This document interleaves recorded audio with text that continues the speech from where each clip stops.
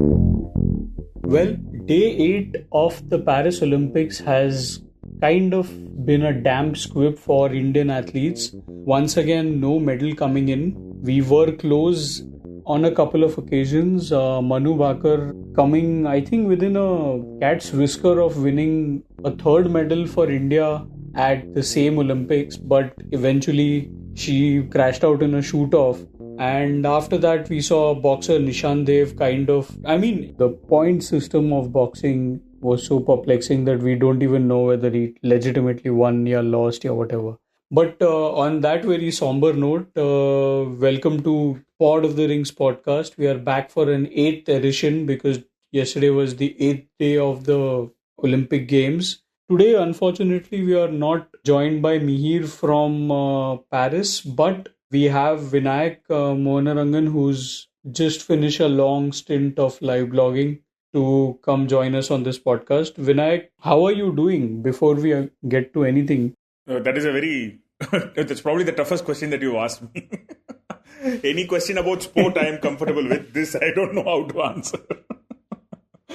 How am I doing? So this Saturday when we made this schedule, it didn't feel like a very hectic day for starters, but there was the big hope from Manu Bhaker. I think that's what I think everyone was looking forward to. See, boxing, I would never hope for a medal in boxing simply because I don't understand how that sport really works, and there's so many questions for me about boxing. So I wouldn't never hope for a medal from boxing, but Manu Bhaker, there was genuine hope. So I think it's probably the first light day we've had in terms of even the action that unfolded. Wasn't really a very action-packed day, so to speak. So I'm actually feeling, a little relaxed right now, despite a couple of misses. I just wanted to say this is one of the things that you and I spoke about this in the morning, right? If someone is going to finish fourth at the Olympics, I would rather it be like the way it happened for Manu Bhaker today, where she had already won 2 medals and going for a historic third. And, that's kind of easier to take than any other fourth place finish. So, not feeling too great, but it was, not a very great day for India overall. Right. And obviously, even though she finished fourth, I think from all the pieces that I've seen from our colleague Mihir from Paris, I think he's written a couple of actual gold medal winning pieces today on the beauty of shooting, on the sacrifices that Manu has had to make to try and sustain this passion for shooting. So I'd really like for you guys to go to the website and check it out. But I think shooting us apart, I think boxing mein, Vinayak, I know this is going to sound very ridiculous, but it's a ridiculous sport, so just bear with me. I think, the same way we have wo Super Mario game mein jaisa wo every time you make your Super Mario headbutt those little things on the top, and then you have those points जो ऐसे हमको दिखता है कि 1 point या whatever आपके इसमें credit हो रहा है. I think boxing deserves those kind of graphics, Every time a punch lands, we need to at least be told कि अच्छा, a punch has landed. Like there is like a 1 point getting credited above the boxer's head or something like that, because otherwise, it is so absurd. So Vinayakk was live blogging the game. I was tweeting it. I think Shashank, our resident boxing correspondent, was also watching it. Mihir was at the venue watching it. So all 4 of us were watching. I think a couple of others from the team were also kind of following the match. And the first round, I think there was consensus that Nishant had lost that round. Somehow he won 4-1. In the next round, we were sure that Nishant has won it. He was not given the round. His opponent was given the round by 4 of the 5 judges. And then in the final, we saw that, 4 of the 5 had basically given the match to Nishant's opponent. And I think besides Mihir, who was there, most of us couldn't make head or tails of it. And I'm honestly saying this, I've watched boxing at these world championships, at these Olympics.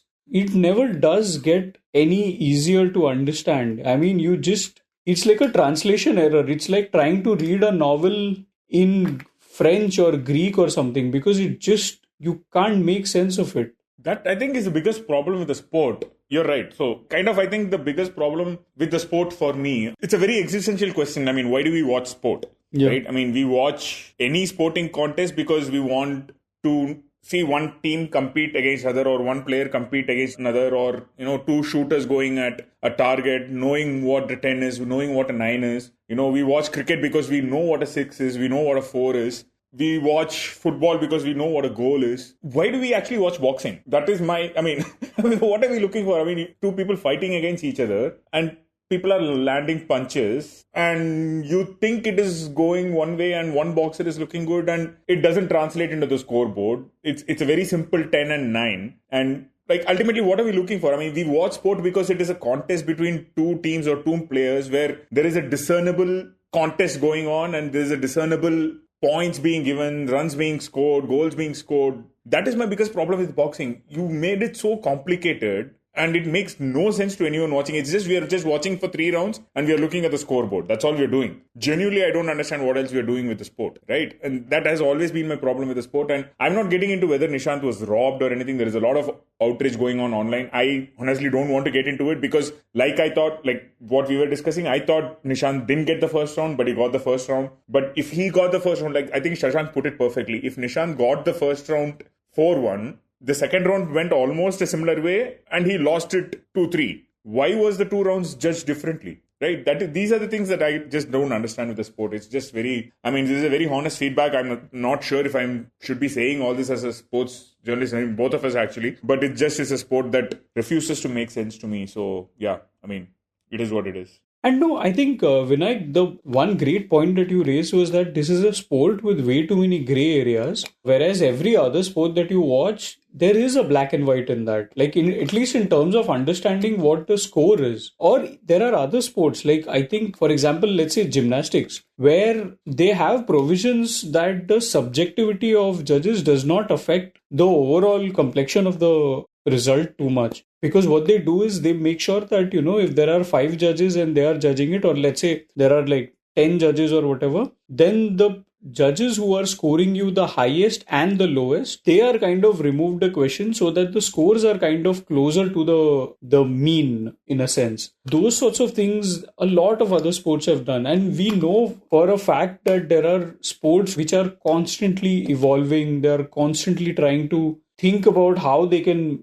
be more appealing, how they can make more sense to the casual observer. See, they understand the fact that if you are somebody who used to be a boxer in your youth, you already can make sense of the sport. But for somebody who tunes into a sport like boxing only for the Olympics, that is the only window you are going to get their attention. And if you are going to be as vague as you were with the Nishande bout, I'm sorry, but you've kind of lost that viewer permanently because you are it doesn't make sense. My eyes can't be tricking me that obviously. And the problem with boxing is that it has very, very limited runway right now with the IOC. There are chances that in future Olympics, boxing may not even be at the Olympics. So, wo thoda sa, for a sport which has won India medals at the Olympics, that is also thoda sa scary as an Indian sports fan because you'd never know, what is the point of all these guys? Like Nishant, for example, is a young boxer, but will he be there at the Olympics? Because he might still be at his peak, but the sport may not be at the Olympics when he is there in 4 years' time. So, well, it's all a very grim outlook for the sport. But coming back to what we usually do on this podcast, talking about India and Indian contingent, and since we are talking about grim stuff, well, archery once again ends the Olympics medalless. Vinayk, I don't know whether you want to talk about archery once again or should we just... Oh, man. See, the thing is, I genuinely, I think we discussed in one of the previews also, I genuinely thought that Paris was when India's wait for a archery medal will end. I might have thought that before Rio, I might have thought that before London, I might have thought that before Tokyo, but it wasn't based on genuine form and things like that. It was based on, hope. Yeah. But this time I thought the form that Dheeraj was in, kind of the results that they've had in recent times, winning World Cup medals. We've always won medals at the World Cup. That's not new, but the way we were the men's team beat Korea at a World Cup, right? How huge is that? It doesn't matter where you beat Korea. If you beat Korea, you're destined for big things. Dheeraj was in great form.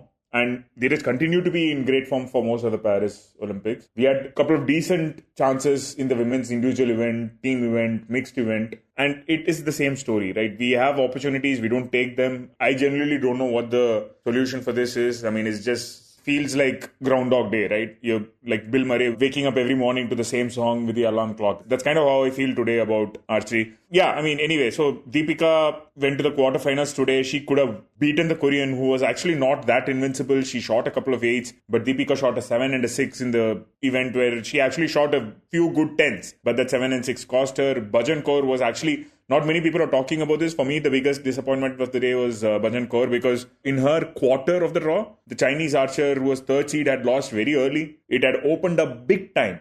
And in the shoot-off, where she actually survived a very tense match to come to the shoot-off, her opponent shot a 9, a wide 9, and Bhajan Kaur ended up shooting an 8, right? I mean, if she had gotten into the semis, then the French archer actually who came through that sort of sneaked into the semi-finals through that way, she actually ended up winning the bronze, because the Korean archer in that bronze medal match wasn't great. So these are the chances that you miss. And I genuinely don't know what the answer to this is. I think right now we should just move on to Sunday before I speak any more about archery. Right. Well, to be honest, I think Vinayakk and we were thinking that we won't have too much to discuss today because medal-wise kuch hua nahi hai. And here we are almost at the 15-minute mark and we've still not started talking about tomorrow, which is supposed to be a very loaded day. Yeah. Vinayakk, India taking on Great Britain in hockey quarterfinal, Lakshya Sen taking on Axelsen in a semi-final. Pretty big matches by themselves, but there are also other things. So if you had to recommend to sports fans to watch something tomorrow, what are maybe the couple of things that you pick out? No, I think that's pretty much what you mentioned, right? I think the two of the biggest matches tomorrow are without a doubt the hockey quarterfinal and the men's badminton semi-final. I wanted us to have a little more time to talk about Lakshya versus Victor, but I don't think we should spend too much time on it because already there is a very nice article that Shivani has written on the website. You should definitely check it out on how Axelsen can be beaten. I think we can reveal this on the podcast without, maybe Shivani won't listen to it tomorrow. She is the resident optimist when it comes to badminton results. She thinks Lakshya has a great chance against Victor Axelsen tomorrow, and she's watched more badminton than most of us, so she knows what she's saying, and she genuinely thinks that Lakshya has a chance against Victor. I'm not that confident, honestly speaking. I mean, I love what Lakshya has done in this tournament, but Victor has always been a little bit of a step too far ahead for him. If he has figured out a way to counter that, then nothing like it. I hope he had a conversation with Pranoy, because Pranoy is one of the players consistently over the last couple of years who's managed to trouble Victor, beat him a couple of times, and Pranoy has a very good handle on how to tackle the Victor challenge. So hopefully Lakshya has had that conversation with him and he's ready tactically to kind of throw Victor off his game. A lot of net play and crafty smashes and things like that would be needed. But yeah, so that should be a very good match. I think it's still going to be a good match. But Lakshya, the good thing for Lakshya is he doesn't have, I don't think he has anything to lose tomorrow. It's all to play for. It's just a win-win situation. And with that, I'd like to throw it to you, Amit. It's a repeat of the Tokyo quarterfinal between India and Great Britain in hockey. Memories of that match, and what do you think of the chances tomorrow? No, before I get there, I think Vinayakk, like just to set the tone for what Lakshya is facing tomorrow, he has a 1-7 head-to-head record against Victor Axelsen. Like in the 8 matches they've played, he's managed to win only once. So that is the record that he's basically trying to overhaul in a sense against Victor Axelsen tomorrow. But yeah, coming to hockey, I think ठीक है यार, मतलब obviously I know कि मतलब that Olympics जो था Tokyo का, that and this is very very different. I'm pretty sure that India are very happy to be facing Great Britain. I know Spain आ सकता था या फिर, but फिर you can say that Netherlands या फिर Germany भी तो आ सकता था. So I'm very happy that Great Britain है. Vinayakk is somebody who watches way more hockey than a lot of us other people. Why do you think India have a great chance of going to the semi-finals after facing Great Britain? Why do you assume that I have an opinion that India have a great chance of going to this? I assume because you spend so much time conversing with Shivani, some of that eternal optimism has rubbed off on you.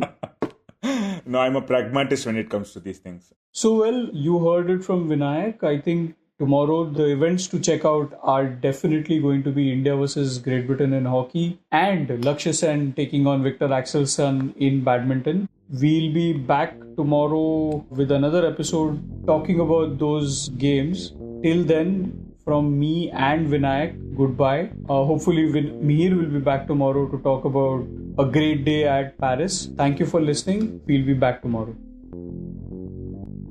You were listening to Express Sports by the Indian Express. This week's show was edited and mixed by Suresh Pawar and produced by me, Shashank Bhargava. If you like the show, then do subscribe to us wherever you get your podcasts. You can also recommend the show to someone you think will like it, share it with a friend or someone in your family. It's the best way for people to get to know about us. You can also tweet us at Express Podcasts and write to us at podcasts@indianexpress.com.